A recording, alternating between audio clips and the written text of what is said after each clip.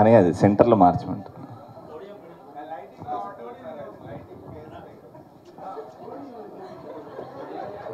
ఎవరికి చెప్తున్నారు సార్ మీరు లైటింగ్ గురించి? ఎవరితో మాట్లాడుతున్నారు? ఇక్కడుండా నాకు ఇతంతో భయంగా ఉంది.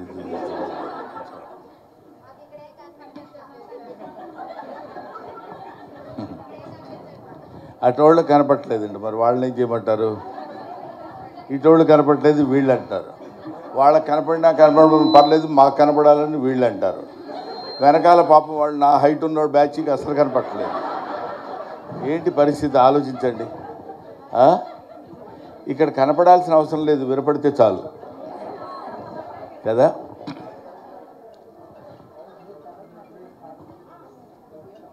సభకి ఆసీనులైన ఢిల్లీ యూనివర్సిటీ ప్రొఫెసర్ గారు, మా అమ్మాయి రేణు దేశాయ్, శ్రీ రామచంద్ర యాదవ్, ఆయన గురించి నేను ప్రత్యేకంగా చెప్పాల్సిన పని లేదు. ఈ కార్యక్రమమే చెప్తుంది ఆయన గురించి. చాలామంది పొలిటికల్ లీడర్స్ అద్భుతమైనటువంటి కార్యక్రమాలు నిర్వహించి కొన్ని లక్షల మంది జనాన్ని పోగేసుకుని నేను నా పార్టీ ఇది నేను ఇది అని చెప్పుకోవడానికి ప్రయత్నించే రోజుల్లో అలా కాకుండా ఇటువంటి కార్యక్రమాలు చేయాలి, ఉపాధ్యాయుల్ని గౌరవించాలి. ఎంత మంచి మాట అండి అది. ఉపాధ్యాయుల్ని గౌరవించాలనే మాట విని ఎంతకాలమైంది? ఉపాధ్యాయులకి అవార్డులు ఇవ్వాలి అనే ఆలోచన వచ్చిన మనుషులు ఎంతమంది ఉన్నారు? పైగా ఆ ఉపాధ్యాయులు ఏ సందర్భంలో పెట్టారంటే ఎక్కడో గబ్బక్కున కనపడ్డారు. మన స్కూల్లో ఉన్న 4 ఉపాధ్యాయులను తీసుకురంటారు, దండలేసి ఫోటో తీసుకుని ఉపాధ్యాయులను సత్కరించిన రామచంద్ర యాదవ్ అని పెట్టచ్చు. కాదు, సావిత్రిబాయి పూలే ఆ మహాతల్లి.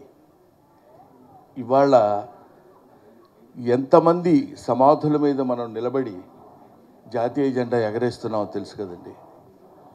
అలాగా ఎంతోమంది మహనీయుల యొక్క, ముఖ్యంగా స్త్రీల యొక్క ఆశయాల మీద మనం బతుకుతూ, ఇందాక అమ్మాయి చెప్పింది, నేను వాళ్ళు ఇక్కడ నిలబడి మాట్లాడగలుగుతున్నానంటే that all credit goes to Savitribai Phule. ఎంత కష్టపడ్డారండి. మనుధర్మ చరిత్రలో ఆయన మను ఏం చెప్పాడంటే, స్త్రీలకి చదువు ఉండకూడదు, స్త్రీలు అసలు బయటకు వచ్చి కనపడకూడదు. ఆల్మోస్ట్ ఇప్పటికే అవే కొంచెం ఫాలో అవుతున్నట్టున్నారు. స్త్రీలు చదువుకోకూడదు, స్త్రీలు బయటకు వచ్చి మాట్లాడకూడదు. అందుకనే ఇప్పటికీ మనకి కొన్ని బాగా మారుమూల పల్లెటూళ్ళలోకి వెళ్ళినప్పుడు ఎవరైనా ఇంట్లోకి వచ్చి మాట్లాడితే గబుగ్గురు గుమ్మం పక్కకి వెళ్ళి వారు లేరండి ఇంట్లో అని చెప్తారు. అది సంప్రదాయం అని. అదే కాకుండా ఇంకా ఇంకా ఇంకా స్త్రీ చదువుకుంటే వేదాల్లో చెప్పబడింది ఏంటంటే వర్షాలు పడవు, కరువు కాటకాలు వస్తాయని. ఆ భయం కూడా పెట్టారు. ఎంతవరకు స్త్రీ జాతిని అణగదొక్కాలో అంతవరకు అణగదొక్కుతూ వాళ్ళు పైకి రాకుండా ఉండాలని కోరుతూ వాళ్ళకు ఒక వ్యక్తిగతమైనటువంటి అభిప్రాయం ఉండకూడదు. లేడీస్ అంటే అర్థం దానికి లేడీస్ తయారైపోతున్నారు అంటున్నారు ఈ మధ్య కూడా. అదేంటి లేడీస్ అసలు మనుషులు కాదా, వాళ్ళు తయారవ్వకూడదా? అందుకని ఇంకా భయంకరమైనటువంటి ఆచారాలు కూడా చిన్నప్పుడు మాకంటే ముందు తరం వాళ్ళ దగ్గర సతీ సహగమనం. భర్త చచ్చిపోతే భార్యని చితులకు తోసేవాళ్ళు. ఎందుకంటే మనకి కొన్ని అద్భుతమైనటువంటి ఆలోచనలు, మరి ఆ నమ్మకాలు ఇవన్నీ ఉండేవేమో. ఇప్పుడు ఆ నమ్మకాలు దేవుడి దయ వల్ల లేవు. లేకపోతే వీడితో పాటు వాడు, వాడితో పాటు వాళ్ళు మొత్తం అంతా వెళ్ళిపోయి దూకేసి వీడి ఆత్మ ఇటో వెళ్తుంది, ఆ ఆత్మతో పాటు ఈవిడు కూడా వెళ్ళిపోవాలి. ఇద్దరికి కొంచెం ఇబ్బందికరమైన పరిస్థితి అది. ఈ జన్మతో దీన్ని వదిలించుకుందామని వాడు అనుకుంటే కుదరదు. వీడి జన్మకి వీడు లేకుండా ఉంటాడు అనుకుంటే అది కుదరదు. ఇద్దరు మళ్ళీ అక్కడికి వెళ్ళినా సరే నా కర్మ ఇలా కాలింది ఏంటని అనుకునే స్థితి లేకుండా ఇది ఇప్పుడు మనం చక్కగా చెప్పుకోవడానికి నవ్వుటానికి వీలుగా ఉంటుంది. కానండి ముక్కు పచ్చలారని ముద్దు బిడ్డలు, చిన్న పిల్లలు, ఆడపిల్లలు భర్త ఏదో కారణం చేత చచ్చిపోతే ఆ రోజుల్లో ఇంకా బాల్య వివాహాలు ఉండేవి. చిన్నపిల్లల్ని తీసుకెళ్ళి పెద్దవాళ్ళకి ఇచ్చి వివాహం చేయడం అది ఎంత దుర్మార్గం ఒకసారి ఆలోచించండి. అందుకే కన్యాశుల్కంలో గురజాడ అప్పారావు చెప్తాడు, పుత్తడి బొమ్మ పూర్ణమ్మ అనే స్టోరీలో ఏం చెప్తాడంటే, మీరు జాగ్రత్తగా పరిశీలించండి, 10 ఏళ్ళు 9, 10 ఏళ్ల పిల్ల పసికందు, దానికి ఏమీ తెలియదు. దాన్ని 60 ఏళ్ళ 70 ఏళ్ల వాడితో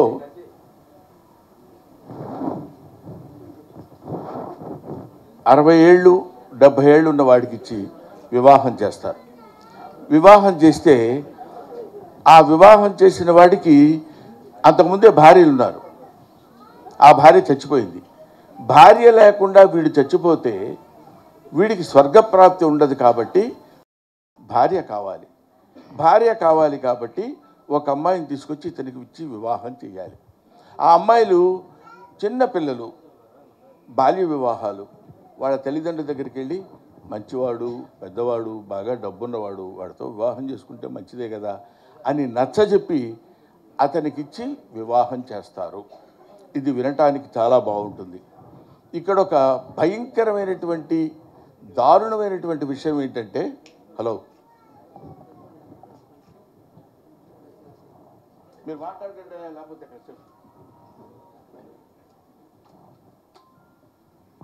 ఇక్కడ చాలా అర్థం చేసుకోవాల్సిన హృదయ విదారకమైన విషయం చెప్తున్నప్పుడు ఫోటోలు ఎప్పుడైనా తీసుకోవచ్చు.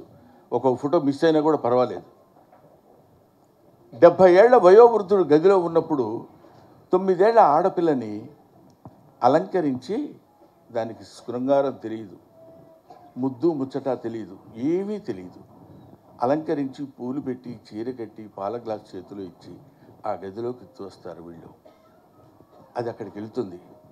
ఏం మాట్లాడాలో తెలియదు, ఆయనతో ఏమి బిహేవ్ చేయాలో తెలియదు, ఎలా ప్రవర్తించాలో తెలియదు. ఆ దిక్కుమాల వాడి దగ్గరికి వెళ్ళి ఈవిడ అక్కడ నిలబడితే వాడు ఏ రకమైనటువంటి ఆలోచన విధానంలో ఉంటాడో ఊహించండి. అమ్మల కన్నా అమ్మల్లారా విన్నారమ్మా ఈ కథని అంటాడు గురతాడ. అమ్మల కన్నా అమ్మ. అప్పటికే అసలు ఆ పెళ్ళి కాకముందే ఇంతకుముందు భార్యకి పిల్లలు ఉన్నారు. వాళ్ళు అమ్మ అని పిలుస్తారు ఈ పసిబిడ్డని. అమ్మల కన్నా అమ్మల్లారా విన్నారమ్మాయి. అలాంటి బాల్య వివాహాల్ని వ్యతిరేకించి, కాదయ్యా వాళ్ళని చదువుకోనివ్వండి, వాళ్ళకు స్వతంత్ర భావాలను తెచ్చిపెట్టండి అని ఫెమినిజానికి నడుం కట్టినటువంటి మన తెలుగులో చలంగారు లాంటి వాళ్ళు, కందుకూరి వీరేశలింగం లాంటి వాళ్ళు, చిలకమర్తి లక్ష్మీనరసింహం లాంటి వాళ్ళు ఎంతోమంది త్యాగాలు చేసి స్త్రీ జనోద్ధరణకి, స్త్రీ మానసిక జనోద్ధరణకి ఉపయోగపడినటువంటి వాళ్ళు. ముఖ్యంగా ఆ తల్లి ఇందాకే నమస్కరిస్తుంటే ఆమె యొక్క సావిత్రిబాయి పూలే యొక్క నిజంగా షీ ఫీల్స్ ప్రౌడ్. ఆవిడ పూనాలో పుట్టింది, నేను పూనా అమ్మాయిని అని చెప్తుంటే, అటువంటి ఆమె పుట్టినరోజు సందర్భంగా ఈ కార్యక్రమం నిర్వహించాలి, ఇలాంటి కార్యక్రమాలు చేయాలి, మనం చేయవలసినటువంటి కార్యక్రమాలు ఇవి అని తెలుసుకుని ఇలాంటి కార్యక్రమాలు చేయడానికి శ్రీకారం చుట్టినటువంటి మన రామచంద్ర యాదవ్ గారు గొప్పవాడు అనటం కంటే ధన్యుడు, ధన్యజీవి.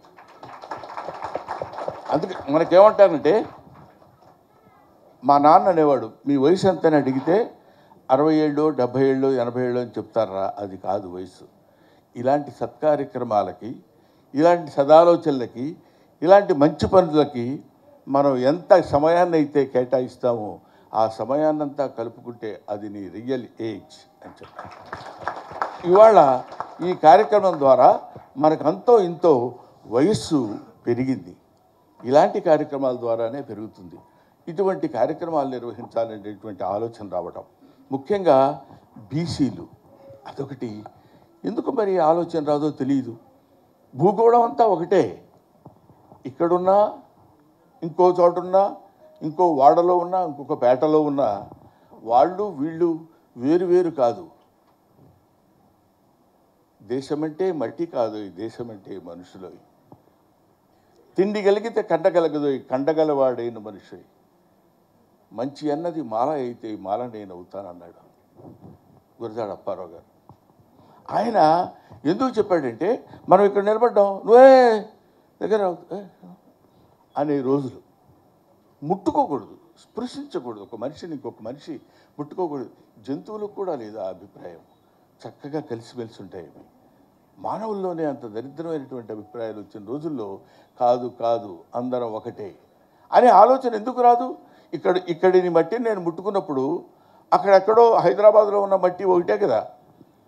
ఇక్కడ నేను నిలబడ్డప్పుడు అతనికి కూడా నిలబడ్డట్టే కదా. ఇక్కడ నేను ఇది ముట్టుకుంటే అతను కూడా ముట్టుకున్నట్టే కదా. We are all one, God is one, earth is one, everything is one, oneness అనేటువంటిది స్త్రీలు పురుషులు పిల్లలు పెద్దలు అనేటువంటి తారతమ్యాలు లేకుండా అందరూ ఒకటే. అందరూ చదువుకోవచ్చు, అందరికీ విజ్ఞానం కావాలి. Knowledge is power. తమసోమా జ్యోతిర్గమయ, అసతోమా సద్గమయ, మృత్యోర్మా అమృతంగమయ అని చెప్పినటువంటి గౌతమ బుద్ధుడు ఎట్లాంటి అద్భుతమైనటువంటి మాటలు చెప్పాడో చూడండి.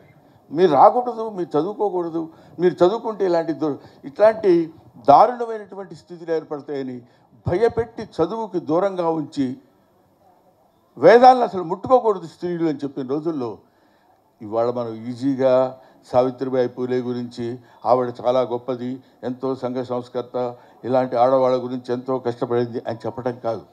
ప్రాక్టికల్గా ఆలోచించి చూడండి, అది ఎంత కష్టమైనటువంటి విషయమో. ప్రాక్టికల్గా ఆలోచిస్తే అది ఆ రోజుల్లో ఆవిడ ఎంత దారుణమైనటువంటి స్థితిని ఫేస్ చేసి ఉంటుందో ఊహించండి. అందుకని అటువంటి మహనీయుల్ని వాళ్ళ మీద ప్రేమతో కాకపోయినా, వాళ్ళ మీద గౌరవంతో కాకపోయినా, వాళ్ళ మీద భక్తితో కాకపోయినా, వాళ్ళు మన సమాజం కోసం, స్త్రీల కోసం జీవితాలనే త్యాగం చేసినటువంటి మహనీయులు కాబట్టి కనీసం జాలితో అయినా ఇలాంటి కార్యక్రమాలు మనం పెట్టుకుందాం. అందుకని బీయింగ్ ఏ టీచర్, నాకు రామచంద్ర యాదవ్ అంటే కుర్రాడు, ఎంతో ఏదో పార్టీ పెట్టి ఏదో చేద్దాం అనేది కాకుండా యువతని మేల్కొల్పాలి. You can criticise an old man because you know what he is. Don't criticise an young man because you don't know what he will be. ఆ తర్వాత వాడు ఒక అబ్దుల్ కలాం ఇవాళ తయారయ్యాడన్నా, ఒక సర్వేపల్లి రాధాకృష్ణన్ తయారయ్యాడన్నా, ఒక అంబేద్కర్ తయారయ్యాడన్నా, ఒక లాల్ బహదూర్ శాస్త్రి తయారయ్యాడన్నా, వీళ్ళ పేర్లే నేను ఎందుకు చెప్తున్నానంటే వీళ్ళు మట్టిలో పుట్టిన మాణిక్యాలు, గడ్డి పూలు, ఇవి గులాబీ పూలు కాదు. ఎడమ చేత్తో పుస్తకాలు పట్టుకుని కుడి చేత్తో ఈదుకుంటూ సముద్రాన్ని గంగా నదిని వెళ్ళి అవతల ఒడ్డుకి వెళ్ళి అక్కడ స్కూల్లో పాఠాలు చెప్తుంటే విని చదువుకొని పెరిగినటువంటి అంబేద్కర్ గురించి మనం తెలుసుకోవాలి.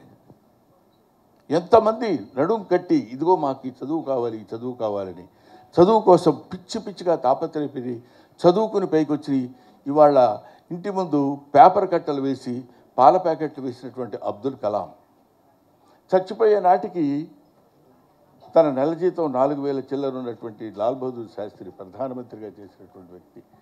ఇలాంటి నిజాయితీ పరులు ఈ భారతదేశంలో పుట్టి పెరిగి ఎంతో సంఘ సేవలు, ఎంతో రకమైనటువంటి ఈ హ్యూమన్ కమ్యూనిటీ బాగుండాలని కోరుకునేటువంటి వాళ్ళు ఉన్నారు అని మనకి తెలియపరచడం కోసం అలాంటి సావిత్రిబాయి పూలే లాంటి మహాతల్లి పుట్టింది ఈ గడ్డ మీద. ఇక్కడ మనకి రాజమండ్రి పరిసర ప్రాంతాల్లో మనం చెప్పుకోవాలనుకుంటే డొక్కా సీతమ్మ లాంటి వాళ్ళు. ఆకలి గురించి తెలియడం వేరు. అబ్బా చాలా ఆకలిగా ఉందండి, పాపం ఒక సమయానికి ఇంత ముద్ద పెట్టాడు, కడుపు నిండిపోయింది అని అనుకోవడం వేరు. ఒకళ్ళక ఇద్దరిక అసలు ఒకళ్ళకి పెట్టడం ఏంటండి, అది ఎంత దారుణమైనటువంటి విషయం. ఒకళ్ళకి పెట్టడం అనేటువంటిది ఎంత క్లిష్టతరమైన విషయం. మనకు కాదనుకో ఇంకొకటి పెట్టాలనుకోవడం. అందరూ అలా కూర్చుని బేద బిక్కి ఆకలితో అందరూ అన్నం తిని వెళ్ళిపోతుంటే ఆ మొహాల్లో కనపడేటువంటి సంతృప్తి పొందినటువంటి ధన్యజీవులు ఎంతోమంది ఉన్నారు. అందులో అందరూ ఇవాళ చదువుకుని టీచర్స్, కొన్నాళ్ళకి టీచర్ అంటే ఉపాధ్యాయుడు అనేటువంటి అర్థం పోయి ఉపాధ్యాయుని అనే అర్థానికి తెచ్చినటువంటి, కాబట్టి ఇటువంటి వాళ్ళని బీసీల్లో కానీ ఎస్సీలు ఇవన్నీ మనం వర్గీకరించుకుని దాన్ని మళ్ళీ మనం పొలిటికల్గా వాడుకుంటూ ఎంతవరకు మనం ఉపయోగపడతాయనే దానికంటే వీఆర్ ఆల్ వన్నెస్, మనందరం ఒకటే, అందరూ ఆడ మగ తేడా లేదు. దీనిలో కూడా ఇంగ్లీష్ వేరు, తెలుగు వేరు, హిందీ వేరు, తమిళ్ వేరు, మలయాళం వేరు, ఇలాగా లేకపోతే రష్యన్ వేరు. సరస్వతీదేవిని ఇన్ని రకాలుగా ముక్కలు చేయక్కర్లా, ఆవిడ ఒక్కతే, ఆవిడ యొక్క బిడ్డలే వీళ్ళందరూ. ఎవరు ఏ దేశంలో ఏం చెప్పినా, ఏ భాషలో చెప్పినా, ఎక్కడ చెప్పినా ఆ భాష, ఈ language has got its own value, its own respect. You give respect to other language, they give respect to other language. Mutual understanding, mutual approach is something better to the progress of our country, because India is not one country. India is the combination of 29 countries, 29 states. ఎవరెవరు ఏమేమి మాట్లాడతారో, ఏమేమి మెడ్రాస్ వెళ్తే వాళ్ళ ఆచార వ్యవహారాలు వేరుగా ఉంటాయి, కన్నడ ఆచార వ్యవహారాలు వేరుగా ఉంటాయి, కేరళ వాళ్ళు వేరుగా ఉంటారు, మన సౌత్ ఇండియాలోనే ఇన్ని ఆచార వ్యవహారాలు ఉన్నాయి. వీళ్ళందరూ ఎవరికి వాళ్ళు మేము వేరు అనుకున్నప్పుడు కాదు, మనం ఒకటే అని అనుకోగలిగినప్పుడు ఈ దాన్ని ఏమంటారు, ఒక అద్భుతమైనటువంటి విజయాన్ని మనం సాధించగలం. ఇలాంటి దారులు మనకి ఏర్పరిచినటువంటి మహనీయుల్ని మర్చిపోకుండా గుర్తు చేయటానికి ఇలాంటి కార్యక్రమాలు నిర్వహించాలి అనేటువంటి ఆలోచన. తనకి డబ్బు ఉంది, పరమేశ్వరుడు ధనాన్ని ఇచ్చినప్పుడు దాన్ని సరైనటువంటి మార్గంలో ఉపయోగించుకోవాలనే ఆలోచన కూడా రావటం అతి తక్కువ మంది మాత్రమే వస్తుంది. అందులో నా మిత్రుడు రామచంద్ర యాదవ్కి ఇలాంటి ఆలోచనలు కలగటం. ఆయన మాట్లాడుతున్నప్పుడు కూడా పెద్ద పొలిటికల్ లీడర్ లాగా పొలిటికల్ స్పీచ్ ఉండదు. When time occurs he will show what he is. అక్కడ he will be son to his mother, he will be father to his kids, and will be friend to friend. He will be enemy to enemy. Okay? కాబట్టి ఇటువంటి కార్యక్రమాలు నిర్వహిస్తున్న రామచంద్ర యాదవ్ గారు ఇంకా ఇంకా ఇంకా ఎన్నో మంచి కార్యక్రమాలు నిర్వహించి మనమని మిమ్మల్ని ఎందుకు అంటున్నానంటే, ఇంతకుముందు నేను కూడా టీచర్నే కాబట్టి మన కమ్యూనిటీ వాళ్ళు ఎంతో ఇంతకుముందు మాస్టర్ వీధిలో వస్తున్నారంటే ఆడ మగ అనేది లేకుండా దడ అందరు లోపలికి వెళ్ళిపోయి తలుపులు వేసుకునేవాళ్ళు. భయం మాస్టర్ అంటే. ఇప్పుడు మాస్టర్ ఎవరంటే కొంచెం చాదస్తంగా ఉండొచ్చేమో, కానీ ఎవరైనా మాస్టర్ ఇలా కొట్టారంటే ఇమీడియట్గా పోలీస్ స్టేషన్కి వెళ్తున్నారు. అది ఈ మధ్య నేను చూస్తున్నా. అది చూడండి, ఇదిగోండి, ఇది క్లోజ్ షాట్లో చూపిస్తారు వీళ్ళు, ఇక్కడ ఉంది చూడండి మరక. అందువల్ల అది వై హీ ఈస్ బీటింగ్, ఎందుకు కొడుతున్నాడు అంటానికి మీకు ఒక చిన్న జోక్ ఒకటి చెప్పేసి, జోవియల్గా ఉంటుంది, there is message in that, అందుకని చెప్తున్నాను ఒకటి. మేము చిన్నప్పుడు మా మాస్టర్ని గొడవ చేసేవాళ్ళం. మాస్టర్ని గొడవ చేయనివాడు ఎవడు ఉంటాడు? అది గమ్మత్తు తెలుసా? రాజు మాస్టర్ వచ్చి క్లాస్లో కూర్చునేటప్పుడు